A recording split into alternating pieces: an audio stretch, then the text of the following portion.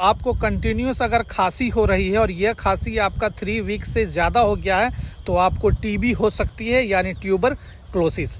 अगर आपकी खांसी ठीक नहीं हो रही है, एंटीबायोटिक आप ले रहे हैं, खांसी की सिरप भी ले रहे हैं और 3 वीक से ज़्यादा आपको खांसी हो गई है तो टीबी हो सकता है। टीबी के लक्षण को जाने सबसे पहले तो आपको भूख लगना कम हो जाएगा।